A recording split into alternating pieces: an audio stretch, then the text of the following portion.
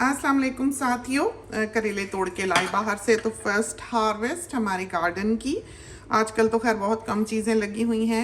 Tomatoes ख़त्म हो गए, खीरे ख़त्म हो गए, ककड़ियाँ ख़त्म हो गई और अब नई चीज़ें जो हैं वो लगाने वाली हैं। लेकिन टिंडे लगे हुए हैं और फालसे लगे हुए हैं, मिर्चें बहुत लगी हुई हैं, धनिया बिल्कुल नहीं उगा है और करेलों पर तो बहार है। समझें ये फर्स्ट हार्वेस्ट है तो बहुत हो जाने हैं। बस जाया नहीं क्या लेने के लिए पौधे, क्योंकि हम बीज से उगाने के कायल नहीं है। मरा मरा पौधा होता है, सीज़न भी ख़त्म हो जाता है तो पनीठी लानी चाहिए जिनको ऐसे हार्मोन्स दे के, दवाइयाँ, अद्वियात, खादें वगैरह डाल के उगाया गया होता है, पाला गया होता है कि वो बहुत तेज़ी से फिर दौड़ते हैं जब वो ज़मीन में लगाए जाएं। तो ये तो खैर हमने बीज से उगाए हैं क्योंकि ये करेले की नस्ल जो है ये हमें चाहिए थी।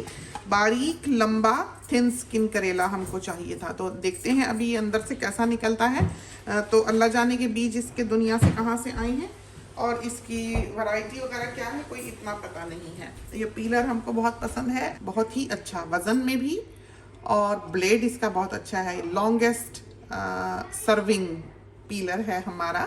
और स्नेक है, जाहिर है कल तो आपने स्नेक देखा ही होगा, बाहर बैठे हुए थे साहिब। और हम इसीलिए रात के वक्त उस स्टेप से नहीं जाते, बल्कि दिन के वक्त भी नहीं जाते, क्योंकि हमें पता होता है कि उसके नीचे बैठा हो सकता है। तो हर स्टेप के नीचे हो सकता है, हम कहीं भी उतरने लगे ध्यान से ही उतरते हैं। लेकिन फिर भी अल्लाह ताला अपनी हिफ्ज़ो मान में रखे, सेफ तो यहाँ कहीं भी नहीं है, बल्कि दुनिया में कहीं नहीं है। हमारे घर में जो बहस चलती है वो ये चलती है कि सबसे बुरा तो इंसान है, सांपों से क्या डरना।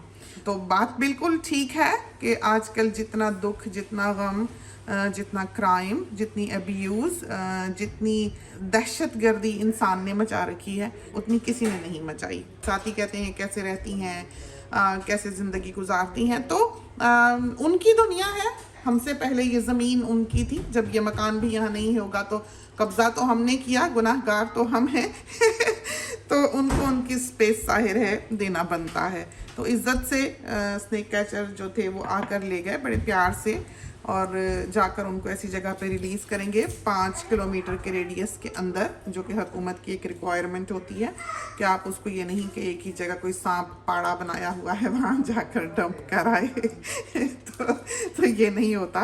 तो 5 किलोमीटर के अंदर अंदर उनको रिलीज़ करना होता है और बिलाशुबा वापस तो नहीं आते, कभी देखा तो नहीं, आके ले जाते हैं। और सर्विसेज ये जो होती हैं ये फ्री नहीं होती, इनका हम पे करते हैं।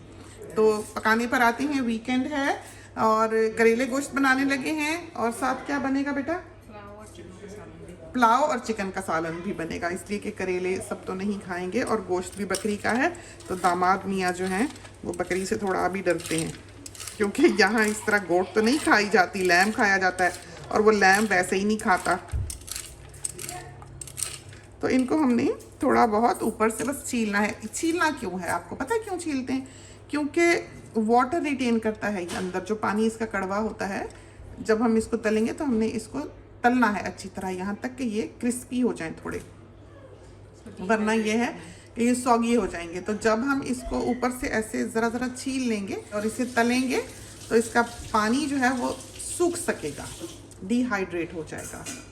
तो इस वजह से ये करना ज़रूरी है। अगर आप छिलके नहीं उतारेंगे तो ये देर से तले जाएंगे और उस तरह से ड्राई भी नहीं होंगे, गल जल्दी जाएंगे, सूखने से पहले ये टूटने लग जाएंगे। तो ये सारा कुछ जो है उसकी एक रीज़न होती है। बाकी ये जो बहुत ज़्यादा निचोड़ने, धोने, नमक लगाने के सिलसिले हैं ये हमने कभी नहीं किए ज़िंदगी में, ज़रूरत भी नहीं होती। बस हमारे ख़्याल में आँख बंद करके हम एक सिस्टम पे चलने के आदी इतने रहे हैं कि हमने उसके बाहर निकल के सोचना ही गवारा नहीं किया कि पॉसिबिलिटी है भी कि नहीं। बहरहाल हमने नहीं किया, ज़रूरत भी कभी नहीं लगी, ना ही कभी करेले इतने कड़वे बने। तो ये देखा पीलर कितना नफीस है और कितनी देर से आपने देखा है हम इसे यूज़ कर रहे हैं। बहुत ही अच्छा रहा है। हमारे पास OXO के भी हैं, बहुत यूज़ हुए हैं, लेकिन इस जैसा कोई नहीं है। और हमारे ख्याल में $13 का है ये और वर्थ है। तो अनाड़ी ना पकड़े, इसका ब्लेड वाइड है, देखा आपने? हाँ फेंक दो, ये ना हो करता करता हाथ ही पील कर जाए। तो बच्चे को ना दें, वैसे करना तो नहीं चाहिए, लेकिन स्टिल तेज़ बहुत है और वाइडर ब्लेड वाला है, तो हो सकता है कि हाथ को भी स्लाइस कर जाए। तो हमारी जो स्टेप मदर थी उन्होंने कभी ये छिलके भी नहीं फेंके थे। ये भी पका लेती थी प्याज़ों के साथ। तो ये देख लें, कभी भी काटते काटते कैमरे में ना देखिए कि फिल्म हो रहा है कि नहीं, वरना आपकी छुरी टेढ़ी चली जाएगी जैसे हमारी गई। तो ये इस तरह करा। इसको अब हमने अंगूठे से नहीं निकालना, अंगूठा अम्मी हमेशा कहती है पक जाया करता है। तो ये जो है, ये हम चमचा लेकर आते हैं, टीस्पून।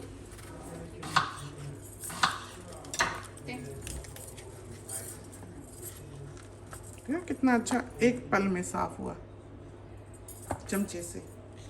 और ये हमने बकरी का गोश्त लिया हुआ है, दस्ती का गोश्त है। देखा क्या नफीस बोटी का साइज और बकरी है। तो धो लेंगे प्याज।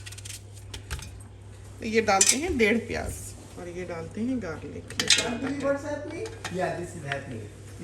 तो एक गार्लिक, होल गार्लिक। और पानी 1 कप, थोड़ा सा हमने बहुत ज़्यादा नहीं भरा, बहुत है। और नमक सवा। फीका नमक हमें पसंद नहीं, बहुत तेज़ भी पसंद नहीं, ठीक होना चाहिए। और मिर्चें ये तेज़ हैं, 1 चम्मच डाल लें, हम ज़रा सी कम डाल रहे हैं। धनिया 1 टीस्पून, हल्दी 1/3 टीस्पून, ज़ीरा 1 टीस्पून। ये डालते हैं फ्रोज़न टोमेटो। नहीं खेलने दो, लेकिन ये किसके लिए काटे हैं अभी? तो ये मुझे पैन में ना एक में ऑयल भी डाल दो, वेजिटेबल ऑयल। तो ये हम करेले तलते हैं, थोड़ा सा गर्म हो गया है, इतना नहीं, लेकिन वॉक बर्नर पे है तो जल्दी गर्म हो जाएगा काफ़ी। ये देखिए, तो हमने इनको गोश्त चढ़ाते ही तल लेना है, इसलिए कि इन्हीं का तेल हमने इसको भूनने के लिए इस्तेमाल करना है गोश्त को। अगर आप इसको देर से तलेंगे, गोश्त पहले पक जाएगा, तो फिर आप भूनने के लिए बैठे रहेंगे। और अगर आप दूसरा तेल डाल लेंगे, एक तो टेस्ट में फ़र्क पड़ता है करेलों के तेल से अगर उसको ना भूना जाए, और दूसरा ये है कि फिर ये तेल जो है ये किसी काम का नहीं रहता, ज़ाया चला जाता है। तो ये गया 2.5 मीडियम साइज़ का प्याज, और ये डाला कुकिंग ऑयल चिकन के लिए। तो चिकन में तो बेशक ज़्यादा भी हो, क्योंकि चिकन में अपना फ़ैट नहीं होता इतना, गोश्त में अपना फ़ैट बहुत होता है। तो गोश्त में थोड़ा तेल भी बहुत अच्छा रहता है, बल्कि ज़्यादा डालने से हमें लगता है कि जायका ख़राब हो जाता है, बहुत तेल हो जाता है। तो टाइमिंग्स को नज़र में रखना बहुत ज़रूरी है। आप देखें हमने कितनी चीज़ें बनानी है, एक के बाद दूसरी जो है वो बनती चली जाए, तो ये ना हो कि हमारा टाइम वेस्ट हो या हमें यहाँ ज़्यादा खड़ा होना पड़े। तो करेले हो गए, गोश्त चढ़ गया, चिकन का हमने प्याज काट के डाल दिए।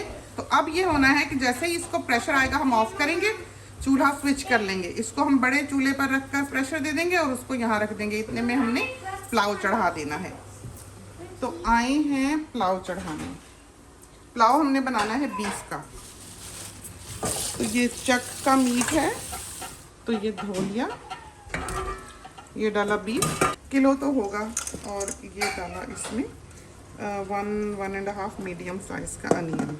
तो उस हिसाब से आज डालते हैं चीज़ें कि हमारे साथी भूले नहीं। तो प्याज, लहसुन 1 हैंडफुल या 1 होल, और अदरक का इतना टुकड़ा।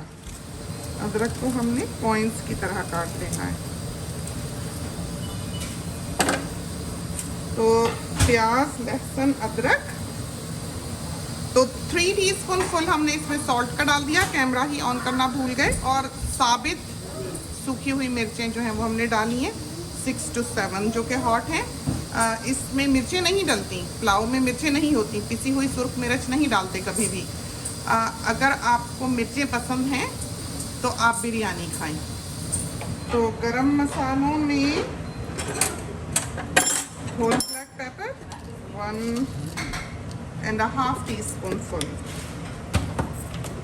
क्लोव 1/3 टीस्पून, दालचीनी समझे कि 4 कप राइस हो तो 4 इंच की टोटल दालचीनी हो, और 1 कप में जाती है 1 बड़ी इलायची, ये बेबी इलायचीज़ हैं, तो हम 6 डाले लेते हैं। बड़ी हो तो 4 ठीक है, 4 कप में, 1 कप में 1।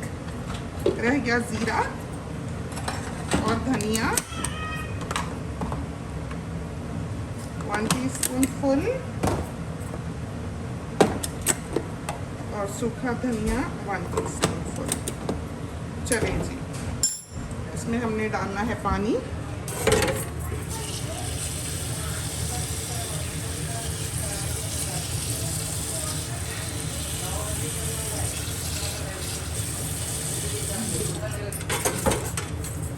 इतना। तो अब देखें हमारे टाइमिंग, पुलाव रेडी हो रहा है। अभी हमने इसको चूल्हे पे रखना है, इनको हमने प्रेशर देना है, इसको हमने भूनना होगा।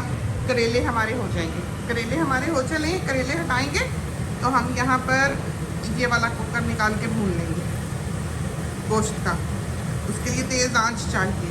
यहाँ भुन जाएगा, करेले डाल देंगे, दम कर देंगे। उसके बाद हम ये वाला प्रेशर कुकर जो है वो इस पर रख लेंगे, बड़े चूल्हे पे। और ये भी अच्छी खासी आंच है, ये ना सोचें कि इसमें कम है, लेकिन बहरहाल ये तेज़ है और ये तेज़ेस्ट है।